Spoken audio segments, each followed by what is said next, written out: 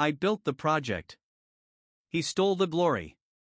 I made sure he regretted it publicly. You ever watch someone unzip your skin and step into it like it was always theirs? That's what it felt like when Ryan smiled across the conference table and said, "We've been working on this idea for months, and I'm proud to present what we've built. Except we didn't build shit. I did. It started like every betrayal does, small, quiet, wearing a friendly face. I was 3 years into my job at Stratium Tech, mid-level project analyst, barely above make the coffee in corporate hierarchy. I didn't hate it. I didn't love it. I did the job, did it well, and told myself, one more year. Then I asked for the bump. Then came the Kestrel project. It was a data model I'd been quietly building in my spare time, nights, weekends, stolen moments between meetings. A streamlined way to predict client churn with 93% accuracy. If it worked, it would save the company over $2 million annually. I showed it to my manager, Lisa, in a one-on-one. She blinked at the screen, leaned in, and said, "Whoa. This is really good." I waited, heart pounding, sweat between my shoulder blades. Then she smiled and said, "Let's bring Ryan in on this. He's got great client instinct. Could help package it." I should have seen it then. The foreshadowing. Ryan, tall, polished, all LinkedIn charisma and MBA buzzwords. The guy who called spreadsheets sexy with a straight face. We weren't friends, but we'd worked together enough to know he was slippery. Not evil, just shiny. He came into the project like a consultant, hands-off, all talk. He asked a few strategic questions, nodded thoughtfully, and said, "I'll help frame the messaging." I did the coding, the cleaning, the validation, the client analysis. I even wrote the PowerPoint. Then the day of the pitch came, the one Lisa said was just internal alignment. We were supposed to go in together. But I was told last minute they'd run out of seats in the executive huddle. Lisa texted me, "Ryan will walk them through the deck. I'll loop you in after." I waited outside that glass-walled conference room for 47 minutes, clutching a printed copy of the model like an idiot. Then the door opened. Ryan came out beaming, patting backs, joking with the CTO. "I told you it was sticky, right?" He laughed. "Real Velcro stuff." The CTO said, "If this scales, you might just have a director title in your future." Director. He winked. "We'll see." Early innings. I felt like I'd been punched in the chest. No one looked at me. No one asked where I'd been. I was just the air they walked through. The next day, HR posted the promotion internally. Ryan Cooper, Associate Director of Strategic Data Initiatives. My idea. My work. His title. And the worst part? Lisa stopped replying to my emails. For a week, I tried to be professional. I told myself maybe it was a mix-up. Maybe Lisa would call me in, sit me down, say something like, "We had to play politics. Just wait, your turn is coming." Instead, she started CCing Ryan on every email that had my name on it. And he started talking to me like I was the intern. "Hey, can you pull the updated numbers for my churn model? Mind drafting the notes for my presentation next week? Let me know when you're free to catch me up on my pipeline status." My. Like I was Alexa and he was just issuing voice commands. I confronted Lisa on a Friday afternoon, thinking maybe, just maybe, I'd catch her when her guilt had a pulse. I knocked. She didn't even look up from her screen. "Quick question," I said, standing in her doorway. "Did you seriously think I wouldn't notice my work was presented without me?" She paused. That fake HR pause. The one where they pretend to process something they already decided. Then she said, "You've done great work, but Ryan's delivery sold it. Leadership needs someone who can pitch and own initiatives. This isn't about credit, it's about impact." Impact. Like I was a background process. An Excel function that spits out results. I walked out without another word. But something cracked open inside me. I stopped trying to stay late. I stopped fixing Ryan's mistakes. Like the dashboard he forgot to update before sending it to a client, I let it go out with broken links and inaccurate numbers. When he emailed me frantically later, I replied, "I wasn't aware I was still supporting that." Let the golden boy sweat. But I didn't stop there.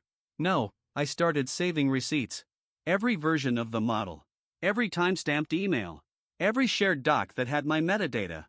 I even found an old Teams message where Ryan asked me, "Can you walk me through your logic here?" I'm totally lost, lol. My logic. Then I went deeper. I pulled the presentation slides and checked the revision history. My name was on 86% of the edits. Ryan's? 3. 2 of which were changing the font. I compiled everything into a neat little folder I titled Proof, and then I waited. See, Stratium Tech was planning their annual Innovation Summit, company-wide. Big event. Think TED Talk meets corporate circle jerk. And guess who was slotted as a featured speaker? Ryan Cooper. Topic: revolutionizing client retention through predictive modeling. No joke. I read the description on the internal memo and nearly broke a tooth clenching my jaw. He was going to stand on stage and claim he pioneered something he barely understood. So I RSVP'd. Front row. No blinking. No smiling. Then, 5 minutes before the event started, I did the unthinkable. I emailed the folder. Not to Lisa. Not to HR. To the Chief Data Officer. And CC'd the head of legal. Subject line: intellectual property concern regarding the Kestrel project. No body text. Just the folder. Let them draw their own conclusions.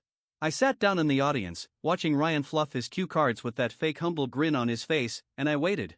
Right before he went on stage, a woman in a suit I'd never seen before walked up to him, whispered something, and handed him her phone. Ryan looked at it. His face went white. Then he turned around and walked off the stage. 5 minutes later, the CDO stepped up to the mic and announced there had been a last-minute scheduling change. The room murmured. Confused. A few chuckled. But I just sat there. Calm. Still. Because I knew. They finally saw what I'd done. Cliffhanger: when you feed someone your work and they bite your hand, make sure the next bite draws blood. I didn't go back to my desk after the summit. I walked out of the building like I'd just finished a hostage negotiation calm on the outside, screaming holy SHT asterisk on the inside. I sat in my car for 20 minutes watching my inbox refresh, waiting to see if the grenade I threw actually detonated. At 4:47 p.m., it did. Subject: follow-up required, Kestrel attribution discrepancy. From legal. CC HR, the CDO, Lisa, and front and center Ryan. I opened it with shaking hands. We've received documentation raising serious concerns about authorship and misattribution within the Kestrel project. All stakeholders are required to attend a formal review meeting Monday morning at 9 a.m.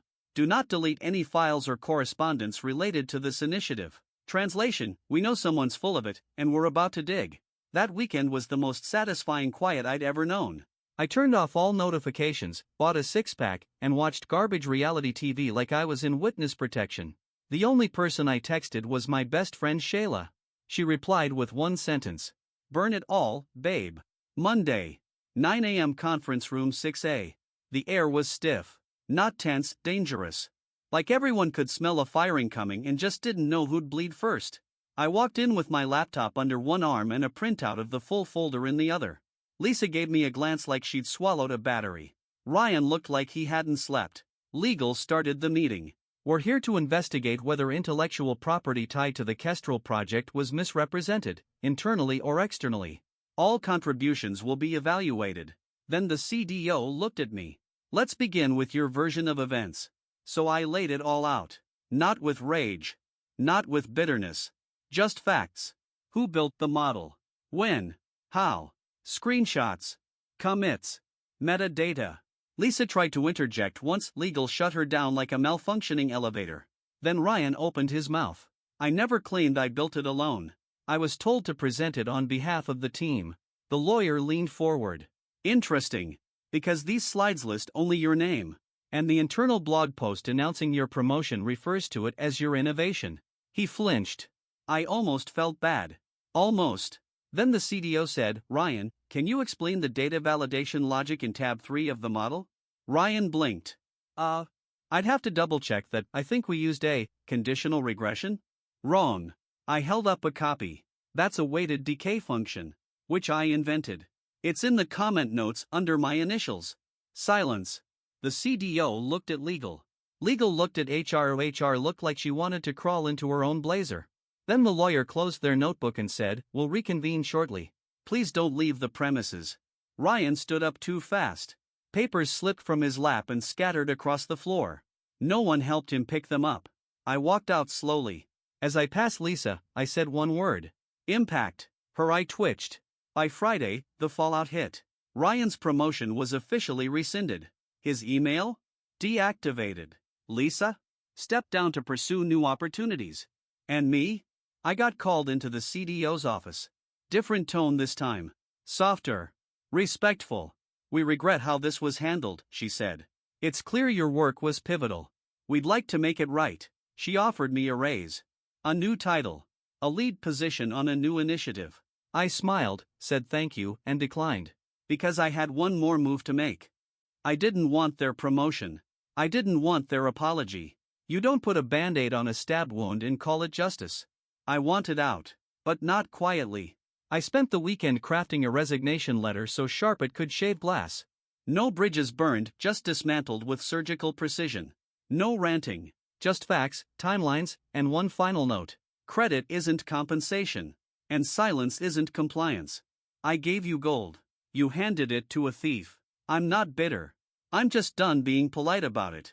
I sent it Monday morning. By 10:12 a.m., my Slack had exploded. My favorite line from a coworker? Holy hell. You just wrote the Gettysburg Address of quitting.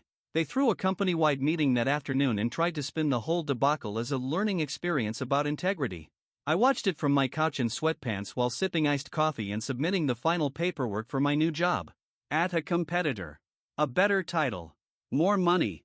And wait for it, they'd read my Reddit post. Yep. The whole thing I'd written anonymously back when Ryan stole my work? It went semi-viral. Someone at the new company found it, connected the dots, and reached out. Their pitch? We'd rather hire the builder than the guy who sells the house he didn't design. So yeah. I left the company that tried to bury me and joined the one that wanted to build with me. The week I started, I walked into my new office, opened my laptop, and uploaded version 2 of the Kestrel model. This time, the file name read, Kestrel_rebuild_final_by_ my name. 3 months later, we landed 2 clients that Stratium Tech had been chasing for years. I didn't gloat, didn't reach out, didn't say a word. But I did get a text from Shayla one morning. It was a screenshot of Lisa's LinkedIn. She'd updated her headline, Former Director. Seeking new opportunities. Shayla just wrote, Guess the impact hit back. I smiled. Sometimes revenge is petty. Sometimes it's messy. And sometimes? It's just leaving the thief in an empty house.